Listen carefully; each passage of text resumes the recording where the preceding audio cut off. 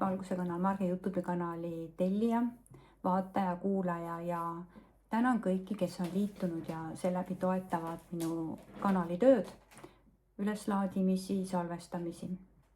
Täna räägin sellisest klienditöö kogemusest, mis on tegelikult paljudel naistel võib-olla aeg-ajalt üles kerkinud. Et kui olles suhte lõpetanud, võib tekkida mingisugusel ajaperioodil, eriti kui naisterahvas on käinud kuskil praktikal, seansil või teraapias ja endast lahti lasknud, vabastanud seoses partneriga emotsioonienergiaid ja suhtumisi, tekib tal uuesti selle partneri vastu tunnetus, ehk siis tekivad tal tunded ja samas kuu-paari pärast jookseb see suhe uuesti ummikusse ja kerkivad üles kas analoogsed või samad siis teemad, emotsioonid. Mis selle põhjuseks siis on?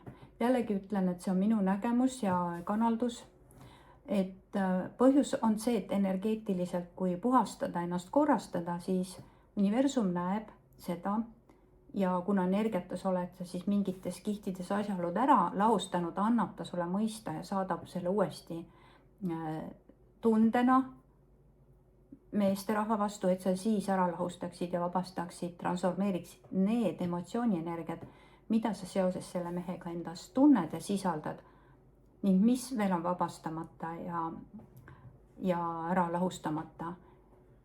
Et kui tegeleda mingite teraapiatega, siis võivad tulla kihi haaval üles siis need emotsioonienergiad, tundetasandid ja mustrid, mida sa siis mingil hetkel alguses pole suuteline vabastama, aga siis teraapia lõpus või järgselt oled sa juba valmis ja universum näeb, et sa oled valmis ka nende asjadega või siis sügavuti rohkemates kihtides toimima.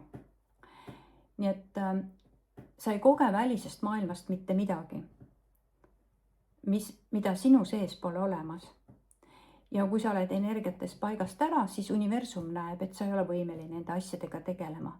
Aga kui oled korrastanud ennast, siis tuletatakse sulle meelde või antakse juurde või tõstetakse päevakorral uuesti see asi, mis on lahendamata või mis sügavatest kihtidest siis puhastuse tulemusena sai päevakorrale tõusta. Ehk siis see teine inimene, partner on tavaliselt selleks, et sa ära vabastaksid ja lahustaksid neid asjaolusid, millele pole sa veel otsa vaadanud ning milles endas selgust saanud.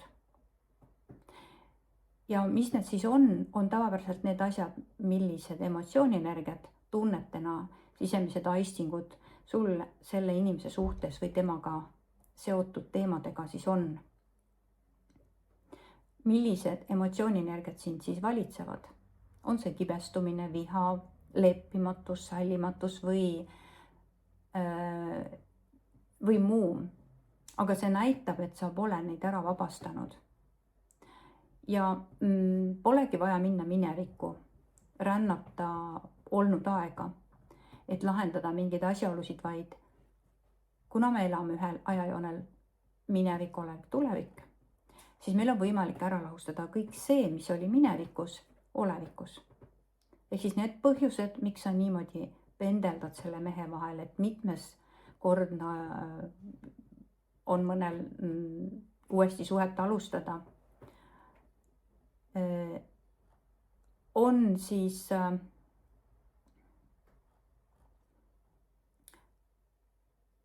see,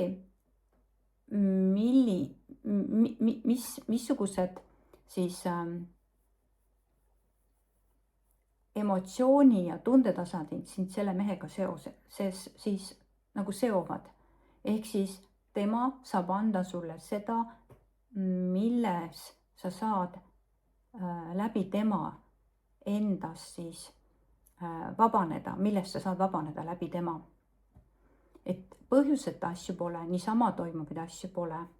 ehk siis see, mida ta annab sulle kogeda, milliseid tundeid ta sinus esile toob, ta võib olla toksiline, suhe võib olla toksiline sinu jaoks, aga ta ei tule sinu ellu, kui sul pole selle läbi midagi kogeda ja siis vabastada.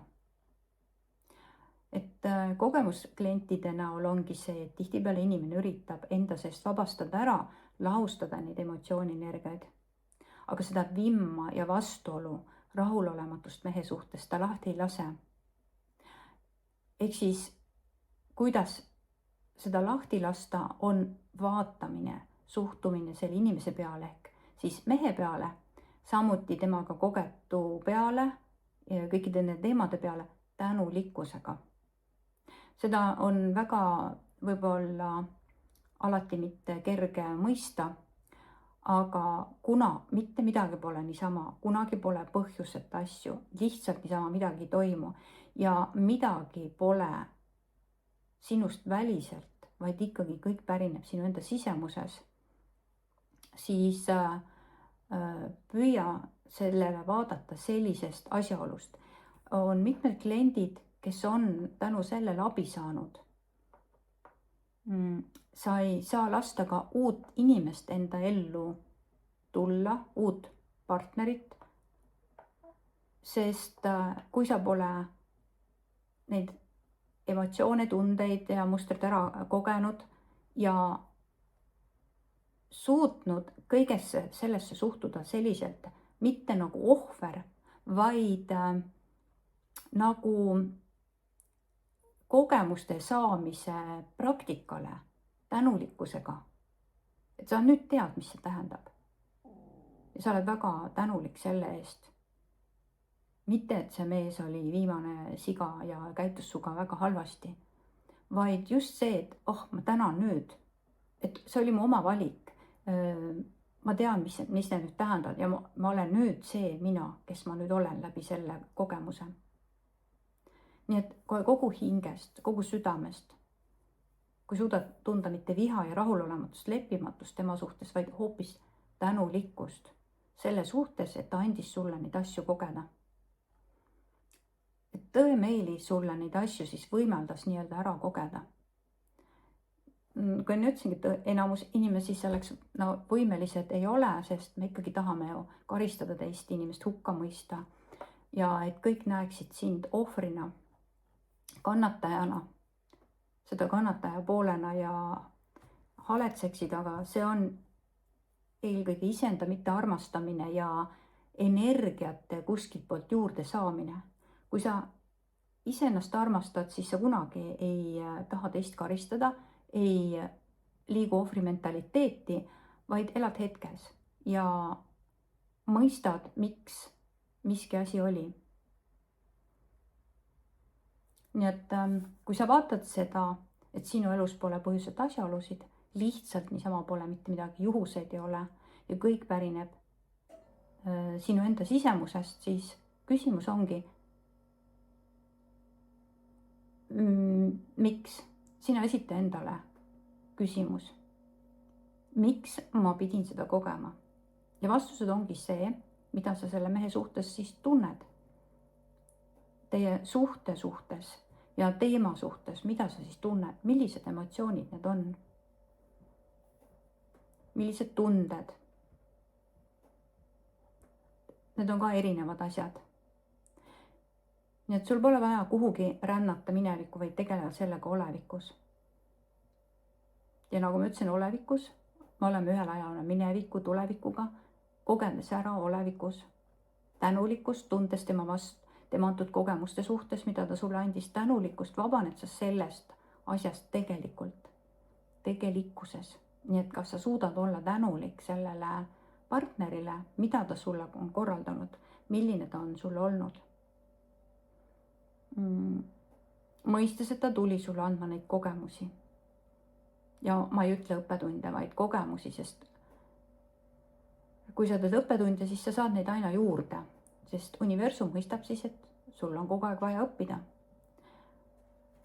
Seega seda kogemust, mida sa temaga siis sellest nii-öelda toksilises suhtes said, tunned tema vastu kogu selle suhtes, teemade suhtes, kas sa suudad olla tänulik?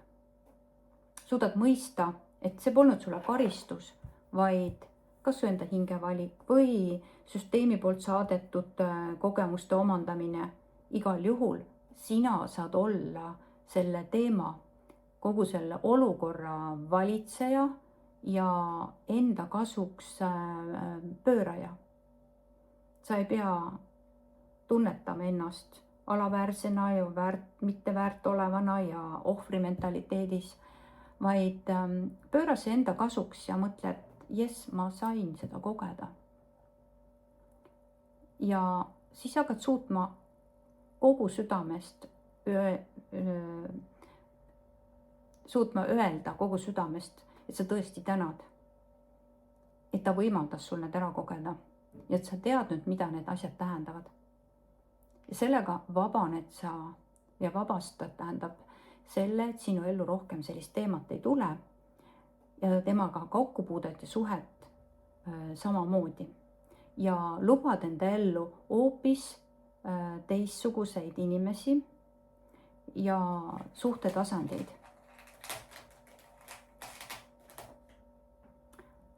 Kassid siin teevad oma tööd. Saad vabaks elada ilma antud asju rohkem üles kerkimata, nii et täna seda meest, täna elu, aga sa pead seda kogu südamest ja hingest tundma, oma sisemuses, tänulikkust, mõistmist, et ta võimaldas sul kogeda neid asju ja olla sellest tänulik. Mõistma, kui palju see sind on kasvatanud selleks uueks minaks, kes sa hetkel oled. Selleks suuteliseks kauniks ja võimsaks naisterahvaks, kes sellelt platvormilt, kus ta hetkel on, suudab edasi minna nüüd hoopis teise inimesena, teadlikuna, vabana, armastuses iseenda vastu.